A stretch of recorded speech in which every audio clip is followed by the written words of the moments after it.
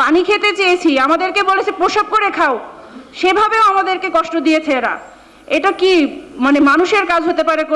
এটা তো কোনো মানুষের কাজ হতে পারে না। খুনি জিয়ার তো আসলে সে তো নাই, তারপরও আমরা তার মরণোত্তর বিচার দাবি করছি। ঠিক আছে, আমাদের রাস্তা থেকে আমাদেরকে যেগুলো আছে হাড়গোড় যেগুলো আছে সেগুলো দেন, আমরা বাড়িতে কবর দিই। আমরা দেখি প্রত্যেক দিন গিয়ে একবার তো চোখে দেখা দেখতে পারতাম, আমরা তো তাও পারি না। আমাদের বাবা, আমাদের শ্বশুর, আমার সন্তানের দাদা, আমার সন্তান প্রায় বলে যে মা আমার খুব দেখতে ইচ্ছা করে। আমি সেদিন আজিমপুর গোরস্থানে নিয়ে গিয়েছি, সে বলেছে যে বাবা এখানে তো অনেকেরই কবর, আমার দাদার সাথে যারা মারা গিয়েছে তাদের সবার কবর আলাদা করে কেন সরকার দেয় না? এখানে যদি একটা আলাদা করে স্মৃতি স্তম্ভ করে দিত তাহলে তো আমরা বলতে পারতাম।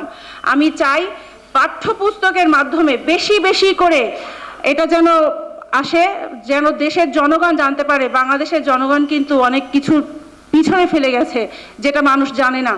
এত বড় অন্যায় একটা ঘটনা ঘটে গেল, আমরা যখন এগুলো দেখি তখন অনেকেই মনে করে যে না এটা মিথ্যা কথা, এত বছর পরে এসে এগুলো নাটক সাজাচ্ছে।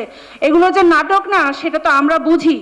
আমাদের পরিবারের সাথে আপনারা এখন সাংবাদিক ভাইয়েরা আপনারা সব জায়গায় বেশি বেশি করে প্রচার করেন, আপনারা ইচ্ছা করলে অনেক কিছু পারবেন। আমি আশা করি আপনারা আমাদেরকে আরো বেশি করে কথা বলার সুযোগ করে দেন, এই মানুষগুলোর যেন একটা বিচার পায়। এই মানুষগুলো, এই যে কতগুলো মানুষ এখনো বয়স হয়ে গিয়েছে, তারা অনেকেই দেখেছি যে আমি তাদের সাথে কথা বলার সুযোগ আমার হয়েছে। আমি জিজ্ঞাসা করেছি আঙ্কেল আপনাদেরকে কিভাবে সাজা দিয়েছে? বলেছে মাগো আমরা যখন পানি খেতে চেয়েছি আমাদেরকে বলেছে প্রসব করে খাও, সেভাবেও আমাদেরকে কষ্ট দিয়েছে এরা।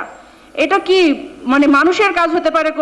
এটা তো কোনো মানুষের কাজ হতে পারে না। খুনি জিয়ার তো আসলে সে তো নাই, তারপরও আমরা তার মরণোত্তর বিচার দাবি করছি। আর তার থেকে বড় আরেকটা জিনিস, আমরা চাই এই বিচারটা দ্রুত হয়ে যাক। অনেকে আছেন অসুস্থ, অনেকে মারা গিয়েছেন, তারা সেই চাপা কষ্ট নিয়েই কিন্তু পৃথিবী থেকে বিদায় নিয়েছেন।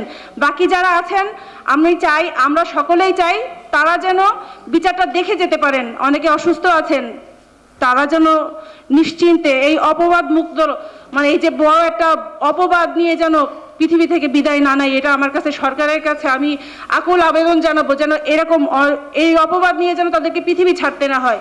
তারা যেন জানতে পারে, তারা যেন বিচারটা দেখে যেতে পারে যে না হ্যাঁ আমরা অপরাধী ছিলাম না, এবং বাংলাদেশের প্রত্যেকটা মানুষ যেন জানতে পারে যে না এরা আসলে নিরপরাধ ছিল।